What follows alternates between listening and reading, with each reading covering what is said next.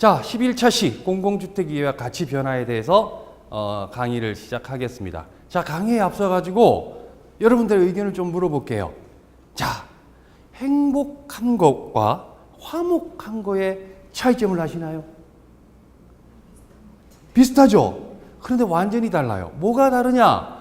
자, 우선 행복해지려면요, 사람이 세 가지 요소가 있으면 좀 행복하대. 뭐가 제일 필요할 것 같아요? 뭐가? 그러니까 행복한 가족이라 했으니까. 가족이 있어야죠. 그 다음에 뭐? 빨리 진행할게. 돈이 있어야 일단 행복하죠. 현대 살면서. 근데 돈만 있으면 안 되잖아. 또 뭐가 있어야 돼? 내 몸이 건강해야 되죠. 근데 돈 많고 내 건강해. 남자들 뭐해? 엉뚱한 짓해. 그래서 뭐가 있어야 돼? 사랑이 있어야 돼요. 가족 간의 사랑. 그런데 아까 화목한 거의 차이점이 뭐냐? 화목한 거는 요 세 개 중에 하나 조금 없어도 돼. 조금 부족해도 돼. 그래, 화목해. 뭐예요? 돈이에요. 그런데 기양이면은 행복한 게 낫지 않을까요? 기양이면은. 그래서 오늘 돈에 대해서 말씀드리기 전에, 자, 우리가 현대 일반 가정에서 우리가 생활할 때 돈이 가장 많이 들어가는 게 뭘까요? 생활비예요? 바로 주거비입니다. 주거비죠. 예, 주거, 전세 사시나 집을 사서 대출 받아서나 주거비가 많이 들어가요. 즉, 집이 안정이 되면 행복해질 수 있다라고 생각돼요. 오늘 이 강의가 주거에 대해서 말씀드릴 거예요. 근데 여러분들이 알고 계시는 일반 민영주택, 레미안, 자이 이런 거 말씀드리지 않아요. 저희는 국가나, 여기 보시면 국가나 지자체, 자, LH나 SH에서 공급하는 집들에 대해서 말씀드릴 텐데, 이게 뭐가 좋으냐? 여러 가지 장점이 있어요. 여러 가지 장점이 있는데, 여러분도 혹시 들어보셨어요? 행복주택, 장기전세주택, 보금자리주택, 이런 거에 대해서 제가 오늘 설명을 쫙 드릴 거예요. 왜 좋은지, 일단은 저렴하고요. 도심 안쪽에 공급하고요. 지금 오신 분들이 좀 젊은 층이 많으신데, 미혼분도 계시고, 결혼하신 분도 계실 거예요. 결혼하실 때 집 고민 안 하셔도 돼요. 제가 단언하게 말씀드릴 수 있어요. 그 내용 이제 지금부터 들어가도록 할게요. 그런데, 자, 사람이 태어나서요, 부모 밑에 태어나서 교육받고 내가 독립을 할 때 본격적으로 집 고민합니다.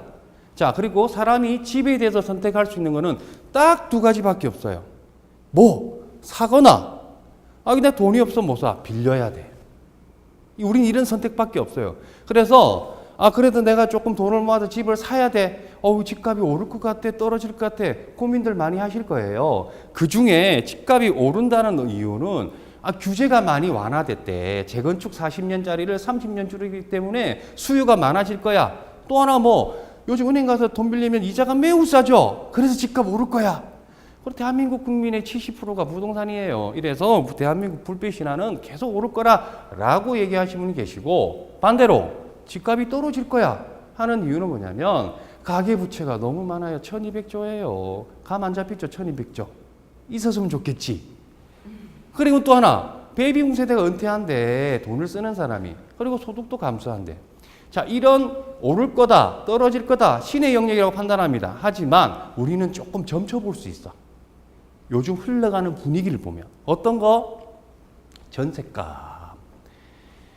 자, 집도 못 살 뿐더러 이놈의 전셋값은 천지부지 올라가고 있습니다. 서울시 평균이 80%가 지금 왔어요. 자, 집값 5억이면 전세가 일단 4억이 넘는다는 뜻이에요. 여러 지역에 많이 올라가고 있어요. 자, 전셋값이 왜 사람들이 전세 집을 안 산다는 거지. 왜 떨어질 것 같은 느낌이 좀 드니까. 그래도 여러분들은 이런 것도 잘 봐야 된다. 그 다음에 또 하나 집 사줄 사람이죠.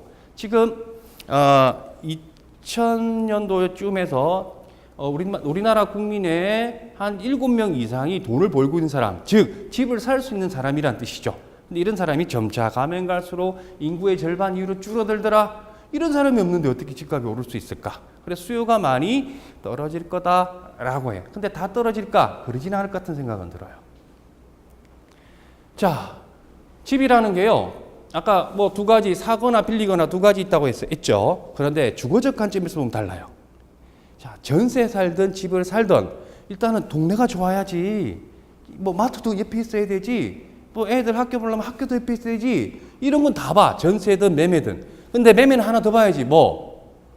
투자가치. 내가 그렇게 어렵게 집 사는데 떨어지면 안 좋잖아요. 그 자료인데요. 1996년부터 2012년 한 20년간 집값이 오르락 내리락 했던 과거를 봤어요. 오를 때는 뭐 15%, 24%, 14% 많이 오르지, 떨어질 때 있지. 그런데 20년 동안 4가지 큰 이슈가 있었대. 몇 년생이세요? 자, 태어나자마자 98년도에 무슨 일이 있었어? 98년도에 기억 안 나실 거야. IMF 들어보셨죠? 기억나시죠? IMF가 있었어요. 이때 난리 났어요. 집값이 3%대 뚝 떨어지다가 집값이 24% 올랐어. 그러다가 2004년, 3년쯤 돼서 다시 집값이 뚝 떨어지는 일이 있었어. 무슨 일이 났을까? 여러분들 지갑에 카드 하나 있을 거야. 카드 대란이 있었어요. 너나 나나 카드 쓰고 보자고 하니까 신용불량이 생긴 거지. 집 팔아야지. 그 다음에 집값이 다시 오르다가 2008년도 돼서 집값이 또 떨어지는 일이 있어. 이거는 최근에 아실 수 있어. 언제지? 2008년도에? 그렇죠. 금융위기. 그러던 집값이 2013년도에 다시 꼬꾸라졌어. 무슨 일? 요즘 전세 사는 것 때문에. 자, 여기서 잘 시사하는 건 뭐냐면 집을 내가 저점에 사서 고점에 팔면은 이익을 봤을 것이고 고점에 사서 저점에 팔면은 앞으로 집 살 생각이 전혀 없는 거예요. 여러분 인식이 바뀐 거야. 그런데 이게 부동산 10년 터울이라 하는데 다시 한 4, 5년 사이에 또 하나 일이 벌어져요. 예. 어떤 거? 여기 빨간색이 하나 더 들어올 거야. 뭐? 가계부채. 예. 이게 언제쯤 오느냐? 대략 한 2, 3년 내에 충분히 오지 않을까. 지금 집을 사고자 하는 고민한 사람은 조금 기다리시라는 말씀을 드리고 싶어. 아직 집 살 수 있는 여력은 아니겠지만. 자, 그렇고요. 자, 여기 여러분들한테 맞는 내용이었어요. 나 결혼하지 않았다 손 들어보세요. 자, 이분들 오늘 정말 잘 오셨어요. 자, 결혼을 앞둔 분도 계실 거예요. 내 집안 하는데 얼마나 많이 듭니까? 신혼부부들 통계를 한번 내봤대요. 설문조사에 야, 결혼할 때 너네 돈 얼마나 들었니? 물어봤어. 합쳐가지고 대충 2억 5천 들었대. 여러분들 대학 졸업해서 바로 취업했다 가정합시다. 2억 5천 어디 있어? 그 중에 돈이 가장 많이 들어가는 게 신혼집 구하는데 1억 8천, 70% 이상. 예. 그래서 남자 어깨가 무거운 거예요. 무거운 거야. 자, 여러분들께서 결혼하셔가지고 그냥 일반적인 방법으로 내 집만 했을 경우를 제가 한번 볼게요. 자, 27세 졸업과 동시에 운 좋게 취업했다 가정합시다. 그리고 5년 뒤에 결혼한다고 예상합시다. 자, 돈 1억 모았어요. 안 쓰고 안 먹고. 자, 부모님 모아서 좀 보태서. 그래서 뭐 한다? 전세 알아봤더니 2억 정도 한대. 그럼 부모님한테 돈 빌렸어. 그 언제 누구한테 돈 빌려야 돼? 누구한테? 은행 가야지 당연스럽게. 그 대출 1억 확 받아버려요. 자, 그러면서 우리 이런 생각하셔. 부부끼리 우리 빨리 내 집 마련하자. 10년은 그렇고 20년 안에 내 집 마련해보자라는 계획을 세워. 근데 중간에 녹록지 않죠. 전세값도 오르고 애기도 넣고 교육비도 상승하고 애들 육아휴직 나가면 쉬어야 되고 소득 감소되지. 그러면서 평균 7, 8번을 이사를 간답니다. 싼 집으로. 그 이분들 20년 뒤에 내 집 마련할까? 단언컨대 최초 들어갔던 전세 2억만 남습니다. 그동안 1억은 갚았으니까. 왜? 1억 갚는 게 쉽지 않을 거니까. 그거 설명드릴게요. 자, 1억이라는 돈을 은행에 돈을 빌렸다 가정합시다. 자, 3.5% 대출이었대. 대출만 29만 원 부담스럽지 않아. 근데 갚아야지. 10년 갚게 되면요. 이자 원금한테 매달 100만 원씩 내야 돼. 이거 힘들어. 뭔가 부담스러워. 그래서 20년 가면은 한 60만 원 가량 되거든. 요거는 괜찮을 것 같아. 근데 가만 생각해 보면 내가 아기 놓고 육아휴직 할 기간이 있거든. 그래서 뭐야 최종적으로 30년 가셔. 부담 없으니까. 은행이 내는 이자 한번 계산해 볼까요?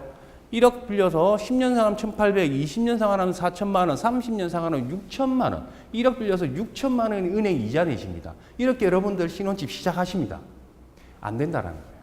아이고 1억 빌리면 다행이에요. 2, 3억 가보세요. 답도 안 나와요. 그래서 은행의 대출을 신중해야 된다. 자, 대신에 제가 제안해드리는 방법을 말씀드릴게요. 특히 여기 결혼을 예정하시는 분들. 자, 똑같은 조건입니다. 27세 취업하고 5년 뒤에 결혼하는 조건이에요. 이 사람은 일반 주택 가지 않고 뭐 간다? 임대주택이라는 걸 준비할 거예요. 설명드리겠지만 보증금이 2천에서 5천만 원밖에 안 들어요. 자, 1억 있죠? 돈이 남아버려요. 자, 이 과정에서 20년 뒤에 내 집 마련 계획합니다. 똑같은 상황이 발생되겠죠. 하지만 이분은 어떻게 한다? 중간에 이사 가지 않고 공공주택으로 갈아탈 겁니다. 행복주택, 국민임대주택. 장기 전sek을 통해서 가게 되면 마지막에 이 사람 분양받을 수 있어요.